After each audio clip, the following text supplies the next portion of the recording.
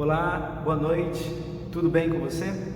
Meu nome é Diego Camilo, estou aqui para compartilhar com você sobre Judas Tadeu, Judas Iscariotes, os dois apóstolos que tinham o nome de Judas. O segundo que eu citei, Judas Iscariotes, com certeza é o mais famoso dos dois.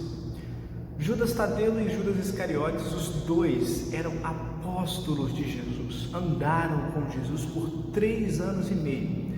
E digo mais, os dois foram chamados com o mesmo propósito, os dois foram chamados com a mesma atenção, os dois foram chamados com o mesmo amor, os dois foram chamados com a mesma intensidade.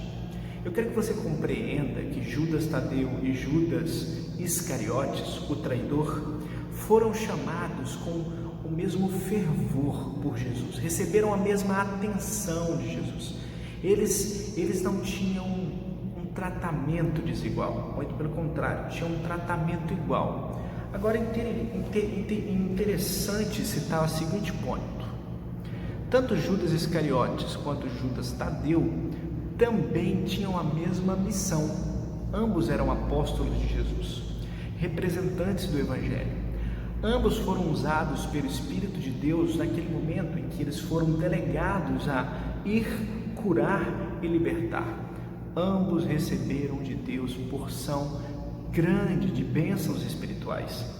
Interessantíssimo dizer o seguinte, que ambos tiveram o mesmo dedicar de Jesus durante a caminhada, durante esse discipulado.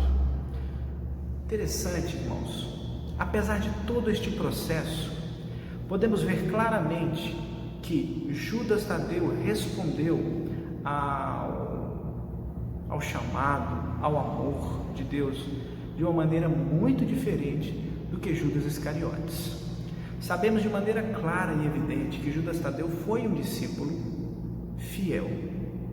E sabemos de maneira clara e evidente que Judas Iscariotes não foi um discípulo fiel. Muito pelo contrário, foi um discípulo que fraquejou na caminhada, que não persistiu, mas muito pelo contrário, desistiu.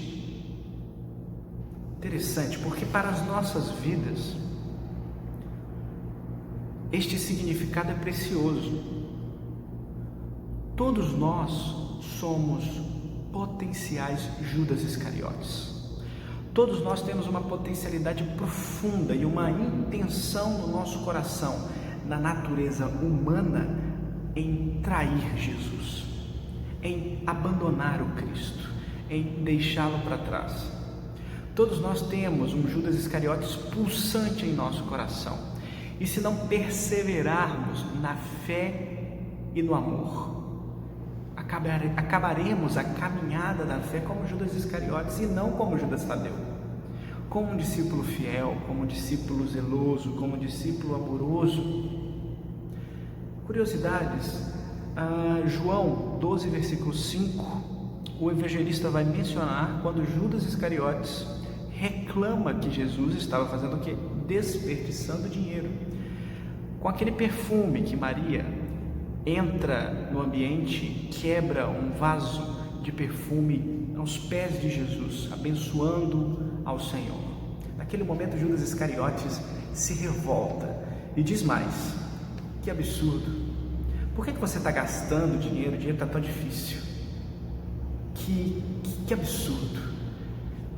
João, o escritor do Evangelho, já denota nessa hora e fala claramente que Judas era preso ao dinheiro. Judas, ele tinha uma índole muito correlata e apaixonada pelo dinheiro. Eu digo para você a quem Judas era fiel. Não era a pessoa de Jesus, ao Senhor Jesus Cristo. Judas era apaixonado por dinheiro. Judas tinha o seu coração completamente voltado e mais, eu diria, dedicado ao dinheiro. Se você parar para observar e analisar comigo, Judas foi fiel até ao fim ao seu Senhor. O dinheiro, Mamon, detinha o coração de Judas. E Mamon colheu o fruto que ele tanto desejava, a própria vida de Judas. podemos criar um paralelo muito claro entre Judas Tadeu, um discípulo discreto, porém fiel, e Judas Iscariotes, um discípulo eu diria, destaque, porém traidor, infiel. Curioso os papéis que cada um desempenha. Mais curioso ainda, eu diria, que é o que? Nós podemos espelhar a história desses dois discípulos nas nossas vidas, nas nossas existências, e podemos de verdade entender que, se nós não permanecermos fiéis, perseverantes, justificados, amorosos, apesar de todas as situações, apesar de todas as lutas, apesar de todas as dificuldades, prevalecermos. Se não nos posicionarmos dessa forma, o que ocorrerá conosco?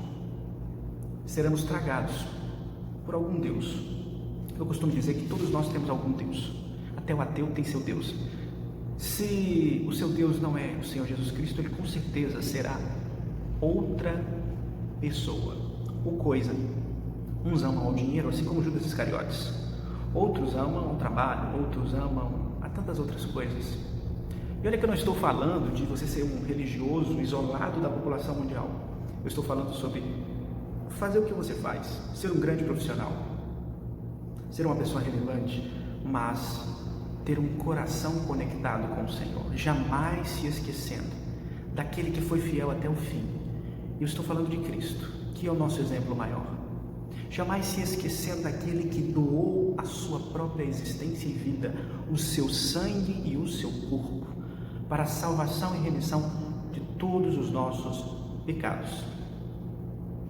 Judas Tadeu e Judas Iscariotes estão postos à mesa. O que vale a pena? Para que caminho vamos escolher andar? Não é uma escolha difícil, mas o caminhar é desafiador. Engraçado como na vida da fé, muita gente está trocando o seu papel original, que muitas vezes é de discrição, ou seja, de uma pessoa mais discreta, não está nos palcos e nos holofotes, por um papel de destaque.